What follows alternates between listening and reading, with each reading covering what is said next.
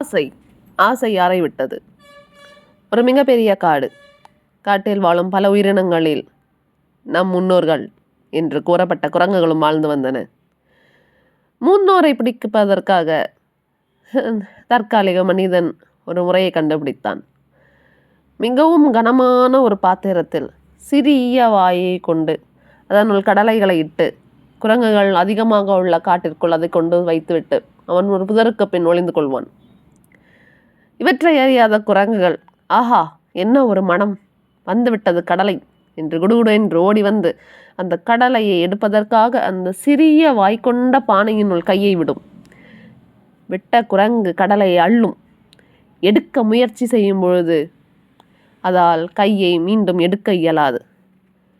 அந்த நொடி மனிதன் கடகடவென்று ஓடுவான் பெரிய தடிகளுடன் குரங்குகளை நோக்கி. குரங்குகளால் அந்த பாத்திரத்தை தூக்கவும் முடியாது. கடலை விடவும் மனமும் இன்றி என்ன செய்வதென்று திகைத்த அந்த நொடி மனிதன் குரங்குகளை பிடித்து கொண்டு வந்து விடுவான். இப்பொழுது மனிதனின் ஆசை நிறைவேறியது. கடலைக்கு ஆசைப்பட்ட குரங்குகளின் நிலை குட்டிக்கரணம் அடைக்க வேண்டியதாகிவிட்டது. கடலையை விட்டு நீ சென்றிருந்தால் தப்பி பிழைத்திருப்பாய், இயற்கையுடன் மகிழ்ந்திருப்பாய். கடலைக்கும் ஆசை, சுகந்தத்திற்கும் ஆசை. சுதந்திரம் வேண்டுமா, கடலை வேண்டுமா?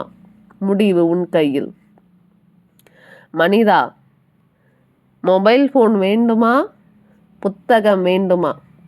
வாழ்க்கையை எது உனக்கு வழிகாட்டும் என்று நினைக்கின்றாயோ அதை கையில் எடு. இரண்டிலும் நன்மை உண்டு, இரண்டிலும் தீமை உண்டு. நல்ல புத்தகங்கள், நல்ல காட்சிகள், இரண்டும் உனக்கு தேவை என்றால் இரண்டையும் சம அளவில் பயன்படுத்து. எது சரி எது தவறு என்று அறியும் திறன் உன்னிடம் இருக்கிறது. இரண்டையும் கலந்து பயன்படுத்து. மொபைல் ஃபோன் வேண்டாம் என்று நான் கூற மாட்டேன். வாழ்க்கை தரம் மாறிவிட்டது.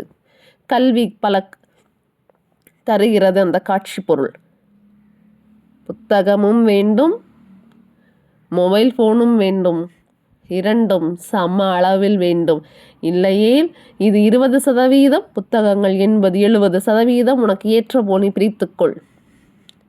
ஆனால் இரண்டையும் உன் வளர்ச்சிக்காக மட்டுமே பயன்படுத்து.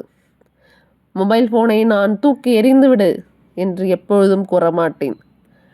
ஊர் எப்படியோ அதற்கு ஏற்ப நீயும் ஒத்து வாழ கற்றுக்கொள். அதில் சிறந்ததாக வாழ கற்றுக்கொள். நன்றி, வணக்கம்.